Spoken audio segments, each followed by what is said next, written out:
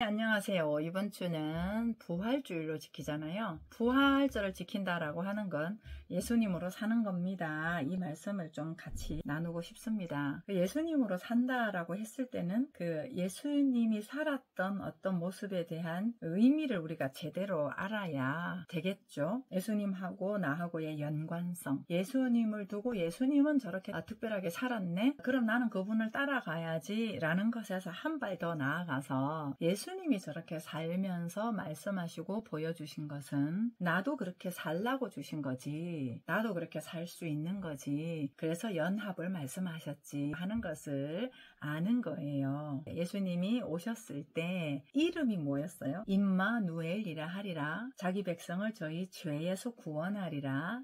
하나님이 우리와 함께 하시다. 이런 이름으로 예수께서 오셨단 말이에요. 그럼 예수께서 그런 이름으로 오셨다라고 하는 이야기는 우리가 그간의 고통과 힘듦과 염려, 걱정, 불안으로부터 삶을 살고 있었던 거기에서 해방되어질 것과 그 해방되어진다라고 하는 상태는 하나님이 함께하는 삶을 사는 상태, 이걸 이야기를 하겠죠. 그러면서 이런 부분들에 대해서 예수님은 3년 6개월 동안 계속 말씀을 하셨고 총 결론적으로 죽으시잖아요. 그리고 부활하시잖아요. 이제 그 이야기는 사도 바울이 내가 그리스도와 함께 십자가에 못 박혔나니 이제는 내가 사는 것이 아니요 그리스도 안에서 믿는 믿음으로 산다, 이렇게 이야기를 한 것처럼 나도 죽어야 되는 거예요. 이게 다시 말하면 나도 죽었다는 걸 알아야 되는 거지.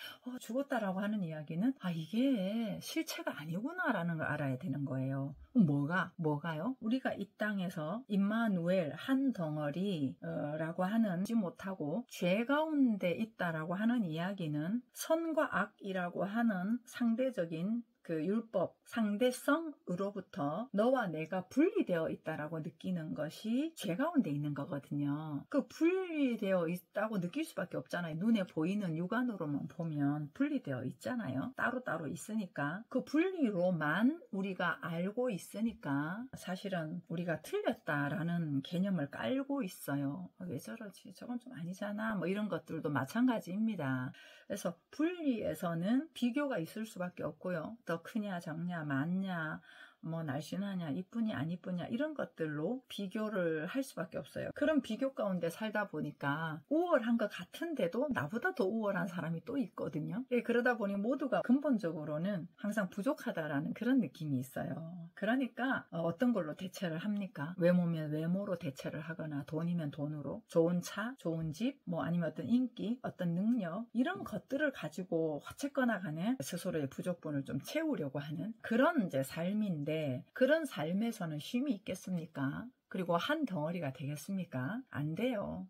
한 덩어리도요, 내가 적어도 좀 우월할 때 내가 품어줄게, 이렇게 가는 거거든요. 내가 찌질이도 돈이 없는데 돈 많은 사람들 보면서 내가 품는다, 이런 느낌은 사실 조금 힘들거든요. 근데 이러한 가운데 있는 사람들의 양식, 삶의 양식이 죄 가운데 있다라고 하는 거예요. 그러니까 그러한 죄의 형태들, 구약으로 말하면 애굽에서 계속 노예죠. 전부 대상의 노예잖아요. 상황의 노예잖아요. 그렇게 살고 있는 상태를 죄라고 했고 거기서 구원한다라는 얘기는 결국 죽음으로 말미암는 거다. 그걸 예수님이 몸으로 보여주신 거고, 우리는 거기에서 그 죽음이라고 하는 걸 내가 또 죽으면서 알 수는 없잖아요. 근데 이제 그런 것들이 사실이 아니구나, 이렇게 분리되어 있는 게 아니네, 우리는 원래가 하나인데, 그리고 저 사람이 크고 내가 작다라고 하는 부분은 저 사람이 더 훌륭하고 내가 더 모자란다 하는 게 아니네, 이건 상대적인 기준으로 형성된 거네, 이런 것들을 아는 거예요. 문화가 그러했잖아요. 어떤 나라에서는 퉁퉁한 사람들이 미인이에요. 우리나라 같은 경우는 홀쭉한 사람이 또 미인이잖아요. 이런 상대적인 걸 가지고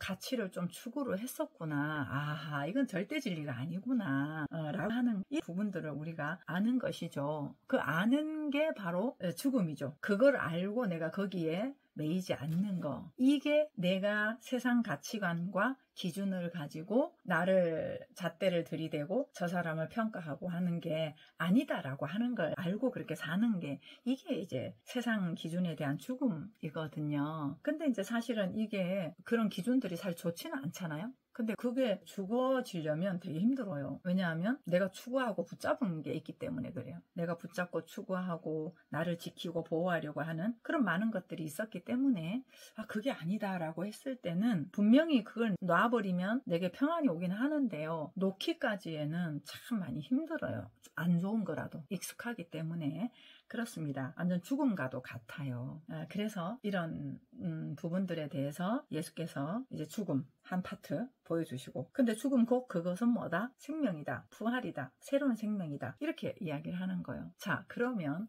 내가 옳다라고 했던 거, 그런 것들이 상대적인 거였구나 라고 하는 것을 알고 이제는 그러한 상대적인 기준을 가지고 하지를 않아요. 그럼 뭐로 살아야 되나? 뭔가 살 게 있어야 되잖아요. 그게 이제 부활인데 그게 이제 성경으로 말하면 아까 얘기했던 죽음은 육으로 사는 거고, 그럼 이제 영으로 살아야 되는데 그 영은 뭐냐? 말씀입니다. 말씀. 그 말씀은 제가 좀 전에 말씀드렸던 것처럼 우리는 원래부터 하나님과 하나였다. 보시기에 힘이 좋은 아주 기뻐하심을 입은 그런 훌륭한 존재다. 그게 원래 모습이다 라는 거, 그거를 아는 거고, 그러하니 이제는 저 사람을 보면서 비교하고 질투하는 것이 아니라 저 사람을 보면서 뭔가 내가 좀 부족하다라고 느껴지는 것은 저 사람의 모습이 내가 좋아 보이는구나.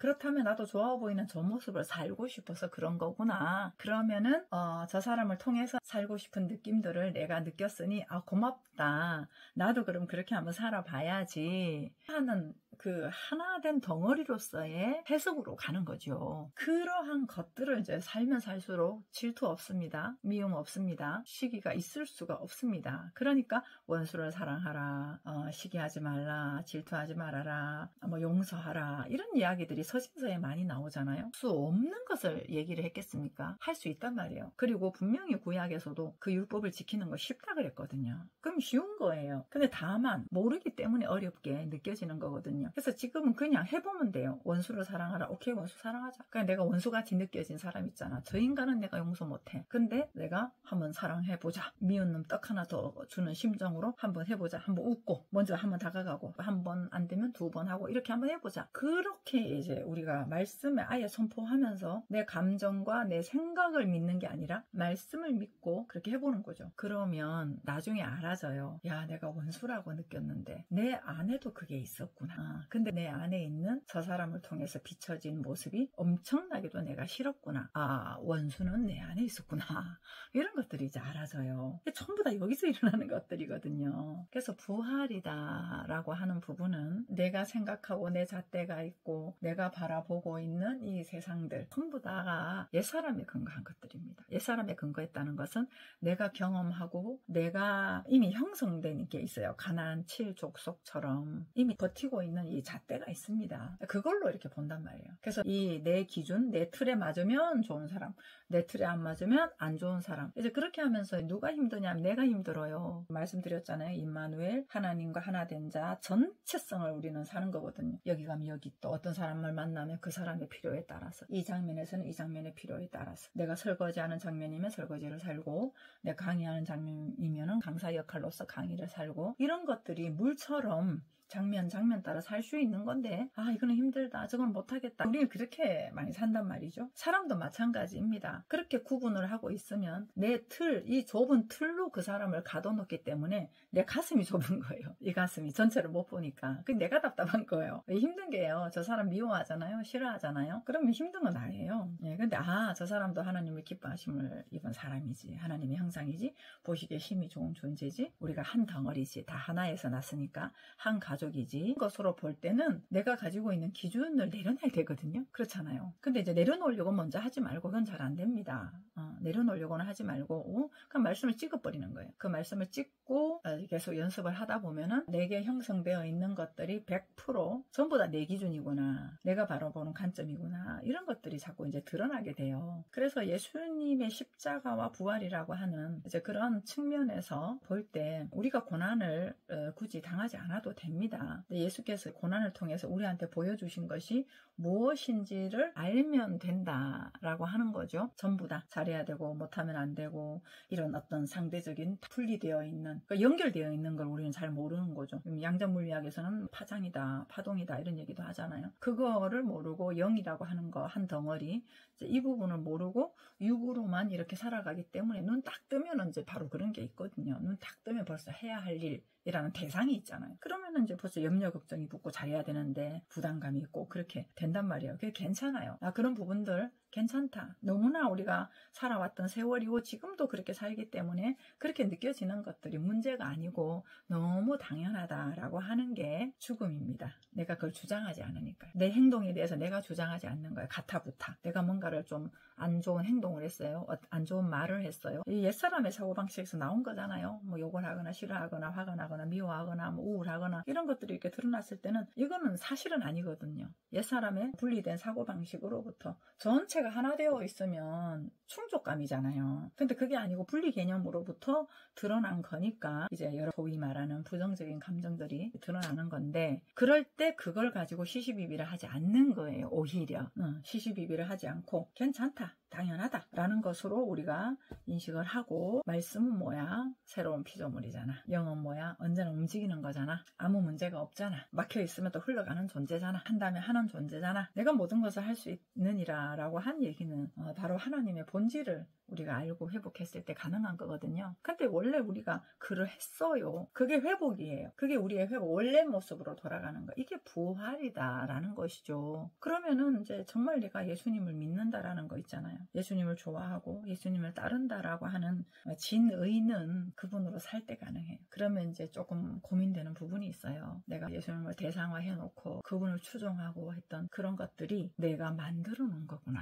내가 거기 투영해 놓은 거구나. 똑같아요. 어떤 사람한테도 우리가 투영해 놓은 거거든요. 똑같습니다. 그게 우상이고요. 물론 그 시작점은 그럴 수밖에 없기는 한데 어쨌거나 간에 그게 아니라 지금 내가 여기에서 사랑하며 사는 거라고요.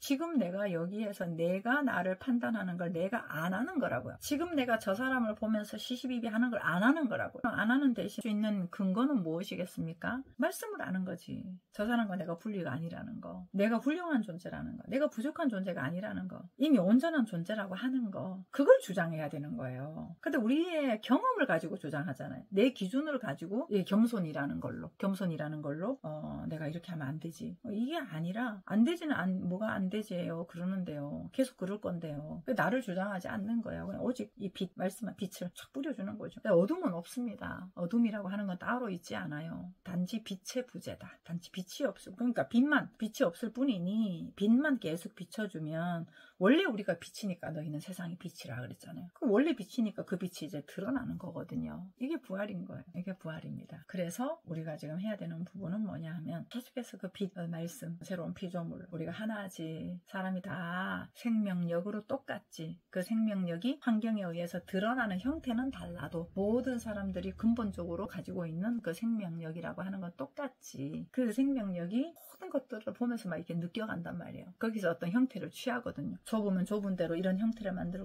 거고, 넓은 환경이면 쫙 펼칠 거고, 내가 또 어떤 구석진 되면 그렇게 구부릴 거고, 이런 형태들이, 식물들이 그렇잖아요. 똑같아요. 사람도 내가 어떤 상처를 경험하고 내가 또 힘든 상황에서 부딪혔을 때 그러면서 좀 구부러지기도 하고, 그러다 뭐 언어나 태도나 행동이나 이런 것들이 어떤 형태를 만들면서 지금까지 이제 드러나 있는 만들어진 것들이거든요. 근데 그 만들어진 것들에 대해서 주장할 이유, 만들어진 건 만들어진 거고, 그럼에도 불구하고 이 생명은 역사하고 있으니 그 만들어진 걸 내가 주장하는 게, 이걸 고치려고 하는 게 우상이라니까요. 우상. 언제나 생명력의 역사를 하고 있었단 말이에요. 그래서 그 생명력을 내가 이제 더 연습하다 보면 실체가 되거든요. 그 실체로 내가 자꾸 그렇게 움직이다 보면 만들어진 형태는 어쩔 수는 없어요. 그러나 그 형태에서 꼬꾸라져 있어도, 못난이 같이 여러 가지 형태가 있어도 학력이 좀 떨어지고 외모가 좀 떨어지고 뭐 이런 부분들, 사회적으로 그런 것들이 있다 하더라도 거기에서 드러나는 생명력은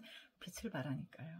그게 내적인 자유함이고 부활이고 생명력이다 라는 말씀을 드리고 싶습니다. 여러분, 이제 예수로 살아야 합니다. 내 생각으로 사는 게 아니라요, 그리스도 안에서 그 영, 진리의 말씀으로 당당하게 당당함이 좀 필요한 것 같습니다. 그 당당하고 사는 게 겸손입니다. 부활신앙이 더 풍성하고 깊어지는 삶이 되기를 기원하겠습니다. 감사합니다.